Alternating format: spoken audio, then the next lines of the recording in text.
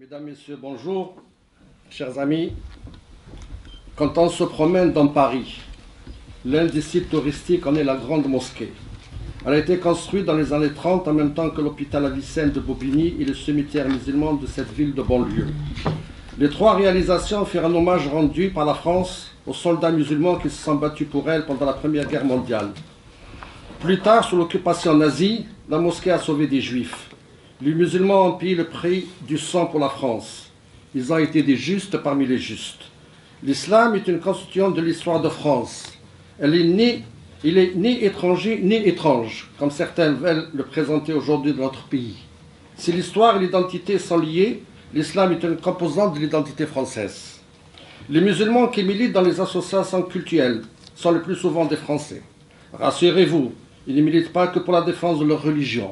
Ce sont des citoyens engagés politiquement dans les partis traditionnels, qui militent dans les syndicats, dans les organisations patronales, dans les associations culturelles et scientifiques, qui sont présents dans les différents mouvements. Ce sont tout simplement des Français. Pour la plupart des musulmans, l'islam est une composante de leur identité. Ce ne sont pas tous des pratiquants, encore moins des fanatiques. Tous les Arabes ne sont pas musulmans. Vous savez, il y a dans le monde arabe des athées, des agnostiques, des païens, mais aussi des chrétiens et des juifs. Avoir un nom à consonance arabe ne fait pas forcément de celui qui le porte un musulman. Les actes islamophobes relèvent simplement du racisme. J'imagine que nombre d'entre vous ont voyagé dans ce qu'on appelle le monde musulman. Le Maghreb, l'Afrique subsaharienne, l'Égypte, le Liban, l'Indonésie. Y avez-vous rencontré des coupures de tête à chaque coin de rue? Je ne pense pas. Non, bien sûr. Je parie que le plus souvent, vous êtes revenus heureux de votre voyage dans des contrées que l'on veut vous présenter hostiles. Des groupes de fanatiques qui sévissent, bien sûr. Mais ce sont ces pays qui en souffrent en premier. N'oublions pas que ces fanatiques ont parfois prospéré avec la bénédiction des Occidentaux.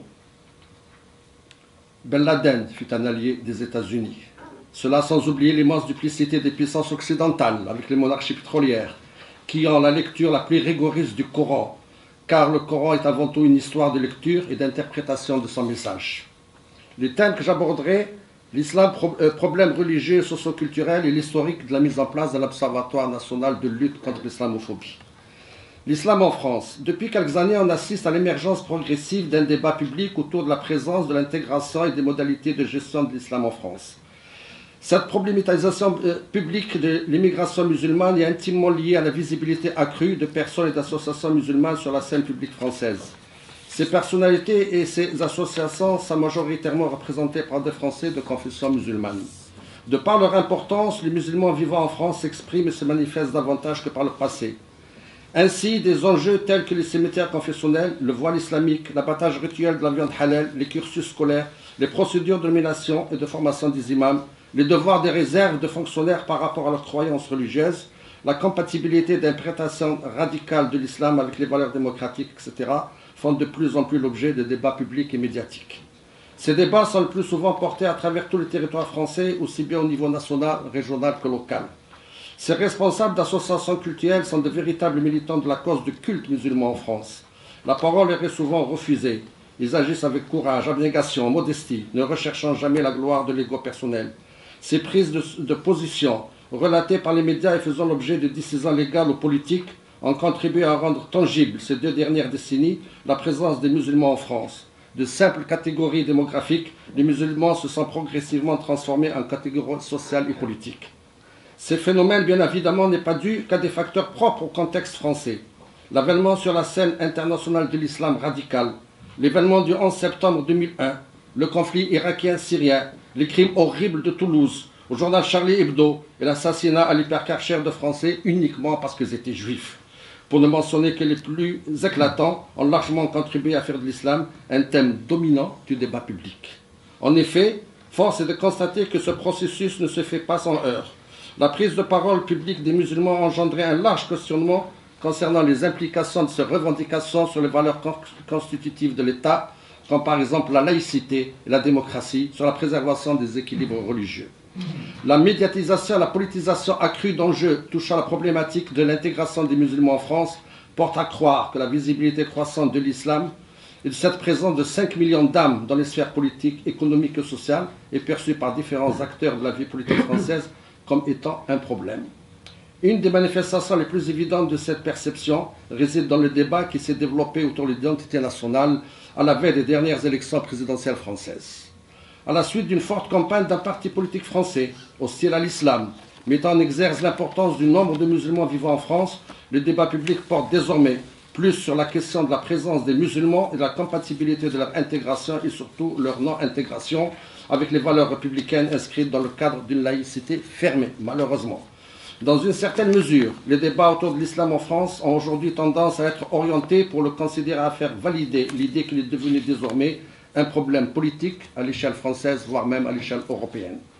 Il n'est pas ici le lieu d'aborder les raisons de cette politisation. Cependant, il nous paraît important de dire quelle est notre grille de lecture de cette politisation. Par exemple, il est plausible de penser que, en demandant aux autorités publiques des mesures susceptibles de permettre une prise en compte de leurs spécificités culturelles et religieuses, les musulmans soient perçus comme remettant en cause l'acceptation silencieuse par la première génération d'immigrés musulmans et tenue par acquise de la logique qui marque le modèle laïque français. Il s'agit en particulier de l'idée selon laquelle l'intégration relève principalement d'une adhésion volontaire et individuelle aux normes et valeurs dominantes en France. Ainsi, considéré dans cette perspective, les revendications des musulmans entraînent, selon beaucoup des responsables politiques français, un questionnement sur le sens symbolique et la portée formelle du modèle de citoyenneté française. Plus spécifiquement, elle soulève la problématique et l'absence de volonté politique de la réinterprétation des droits et des lois dans un sens qui puisse permettre l'intégration des musulmans dans le respect de leurs croyances et ainsi leur garantir une égalité de traitement par rapport à d'autres groupes religieux. À ce propos, un débat a eu lieu et s'est vite éteint portant sur la question d'un nécessaire dépoussiérage de la loi 1905 portant la séparation de l'Église et de l'État. Cette redéfinition des termes de l'intégration provoque des réactions sociales et politiques. De manière générale, le débat porte sur les modalités de gestion et d'intégration des musulmans vivant en France. Plus spécifiquement, les prises de position dans le débat public sont principalement structurées autour de trois enjeux. Premièrement, la question de la compatibilité de certaines visions radicales de l'islam avec l'ordre public républicain et démocratique français. Plusieurs voix se sont élevées pour dénoncer le fait que les demandes des musulmans, par exemple en matière de port du voile ou du cursus éducatif, notamment par rapport aux cours d'éducation physique, sont incompatibles avec l'ordre républicain et démocratique, les traditions culturelles et morales en vigueur en France. Sur cette base, il est deuxièmement avancé que d'une part, les autorités politiques doivent veiller à ce que l'ordre républicain laïque français soit préservé et que, d'autre part, une réflexion plus poussée soit désormais menée en matière d'intégration sociale et culturelle des musulmans de France. Des voix se sont en particulier élevées afin de déterminer des moyens susceptibles d'amener les musulmans à assimiler les valeurs démocratiques de base afin qu'ils puissent évoluer de manière paisible dans la société française. Cette perspective semble, en quelque sorte, impliquer une réactualisation de la logique assimilatrice qui a historiquement marqué le modèle de citoyenneté durant l'époque coloniale française. Troisièmement, la nécessité de poser des limites quant à la possibilité offerte aux musulmans de vivre conformément à leurs différences culturelles et religieuses est vue comme nécessaire dans le but de protéger les institutions démocratiques ainsi que la paix confessionnelle à l'égard du potentiel supposé de mobilisation de l'islam politique. Pour justifier ces lignes politiques, parfois divergentes ou contradictoires, les polémiques relatives à la nature des prêches tenues par des imams dans les lieux de prière, ainsi qu'aux prises de position publiques controversées de certains leaders associatifs ou intellectuels musulmans, ont été largement exagérées et fortement médiatisées pour soutenir l'idée d'une crainte à l'égard du potentiel de mobilisation et de radicalisation identitaire que tel discours pourrait avoir sur les musulmans qualifiés de modérés, terminologie intellectuellement imposée pour souligner la division de l'islam en catégories et en sous-catégories. Ainsi, le débat autour de la présence musulmane en France est fortement influencé par la croyance selon laquelle les musulmans incarnent une identité religieuse forte, sont incapables ou ne souhaitent pas accepter la primauté des principes démocratiques sur les valeurs religieuses. Cette impression, qui s'est largement répandue en France et en Europe depuis les événements du 11 septembre 2001 aux États-Unis, est aussi nourrie par des prises de position publiques de la part d'intellectuels et de responsables associatifs musulmans prônant une interprétation littérale de l'islam par rapport à certaines pratiques telles que le port du voile, la lapidation, le traitement des femmes ou encore les carrés confessionnels dans les cimetières. La stratégie d'un certain discours politique, notamment celui de l'extrême droite, consiste à exploiter la résonance d'une telle vision de l'islam auprès de la majorité silencieuse des musulmans vivant en France. En d'autres termes, est-ce que la conception de l'islam véhiculé par les responsables religieux est effectivement représentatif de la façon dont les musulmans ordinaires vivent et pratiquent leur foi, bien que la réponse à cette question soit clairement négative pour le commun des mortels, certains responsables politiques français veulent faire croire le contraire. On peut affirmer qu'une grande et écrasante majorité des musulmans ne se reconnaît pas dans le demande des prises de position, le plus souvent ayant un lien avec la religion, articulée par les leaders associatifs ou religieux, extrémistes ou radicaux, s'exprimant au nom de la communauté ou de groupes de musulmans. Pour une raison simple, est-il nécessaire de souligner, de rappeler pas mal de musulmans sont observés comme non pratiquants, ce qui signifie pas obligatoirement non-croyants, et de non-croyants se revendiquent comme laïcs. Il est donc important de remarquer que dans le débat public, la dénomination de musulmans est parfois employée et exploitée de manière arbitraire pour désigner des personnes provenant de pays musulmans. En effet, la provenance géographique ne permet pas de qualifier le degré de religiosité des différents individus. L'intérêt de notre intervention est de bien faire comprendre les inductions qui sous-tendent l'affirmation politique d'une image homogène des caractéristiques des musulmans et de les présenter comme dangereux pour la collectivité française et pour la cohésion nationale. Le but visé est d'aboutir à une généralisation et donc à une simplification de la représentation de l'identité des musulmans et de leur positionnement par rapport à l'islam. En d'autres termes, le fait d'être musulman impliquerait un ensemble de valeurs et pratiques partagées et immuables, donc incompatibles avec la valeur républicaine française. Une telle perception homogénéisante renforce la stigmatisation des membres de la composante musulmane en France. Nous trouvons ainsi au cœur de plusieurs prises de position politiques concernant les musulmans des représentations sociales et des stéréotypes fortement ancrés. À la liberté de la femme occidentale s'oppose la soumission de la femme musulmane. À l'esprit démocratique des Occidentaux s'oppose l'autoritarisme et la vision théocratique des musulmans.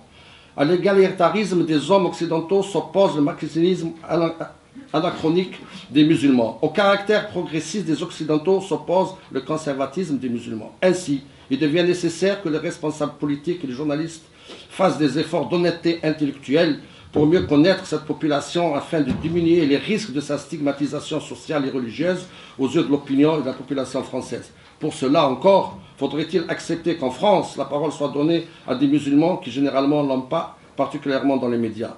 Que la majorité silencieuse des musulmans puisse répondre à des questions telles: que signifie vivre l'islam en France en dehors d'une logique théologique stricte? Comment les musulmans perçoivent-ils leur intégration? Comment se positionnent-ils par rapport à la citoyenneté, à la laïcité, au sécularisme? Comment vivent-ils et pratiquent-ils l'islam dans le pays d'accueil? Quelle est leur opinion concernant les décisions des autorités publiques et leurs relations avec la population musulmane? Que pensent-ils de la compatibilité entre islam et valeurs démocratiques, par exemple en matière de mixité, de statut de la femme, de respect et de laïcité? Je terminerai par l'historique de l'Observatoire national contre l'islamophobie. Jusqu'à la mise en place de l'Observatoire national contre l'islamophobie, il n'existait aucun organisme ou structure reconnu par les pouvoirs publics chargé de recensement des actes anti-musulmans. Le 17 juin 2010 a été signée une convention entre le ministre de l'Intérieur, l'Outre-mer et les collectivités locales et le CFCM pour la mise en place d'un suivi statistique opérationnel des actes hostiles aux musulmans de France. Devant la multiplication des actes islamophobes, le CFCM a proposé lors de la première réunion du conseil d'administration l'élection et la mise en place d'un observatoire contre l'islamophobie. Depuis la signature de la convention, je terminerai par ça, cadre la mise en place de l'observatoire, nous avons enregistré pour l'année 2010 116 actes anti-musulmans, en 2011 155, en 2012 2003, pour l'année 2013 226 actes anti-musulmans, pour l'année 2014 il y a eu une baisse de 41,1, nous avons été d'une manière satisfaits, mais malheureusement, suite aux événements dramatiques qu'a connu notre pays, après les crimes abjects, horrifiants et terrifiants de Charlie Hebdo et l'hypercachère, les actes islamophobes ont atteint un sommet de haine à l'égard des musulmans jamais égalé. Du 7 au 20 janvier 2015, c'est-à-dire 12 jours, les services de police et de gendarmerie ont enregistré plus d'actes islamophobes en ces 12 jours, plus que toute l'année 2014. Nous avons enregistré 199 actes. Globalement, ces chiffres ne reflètent pas la réalité, car nombreux sont les musulmans qui ne souhaitent pas porter plainte systématiquement lorsqu'ils sont victimes d'actes xénophobes. Les discriminations ne sont pas prises en compte dans ce bilan dans la mesure où leur identification reste encore à définir. En revanche, l'islamophobie via la cyber-haine augmente fortement à travers les courriels en chaîne, à l'origine d'une propagande de mensonges envers les musulmans et l'islam, allant jusqu'à appeler à l'assassinat des musulmans et à l'incendie de leurs mosquées. Ce que nous lisons sur la toile, les musulmans, il faut les exterminer, les musulmans dehors, les musulmans, il faut les brûler, il faut brûler leurs mosquées. Nous voulons vivre ensemble et je ne veux plus entendre parler, moi, en ce qui me concerne, de musulmans. Lorsqu'il y a la manifestation de Paris, on m'a interrogé, le journaliste, est-ce que vous allez manifester, vous les musulmans? J'ai répondu non. Je vais manifester en tant que Français, en tant que citoyen de la communauté musulmane, et je ne manifeste pas en tant que musulman. Maintenant, pour le reste, chacun prend ses responsabilités. Les religions, il faut les respecter. Moi, je ne peux pas accepter des images contre le pape ou contre Jésus-Christ, et je souhaite qu'on respecte mon prophète, et je vous remercie de votre attention.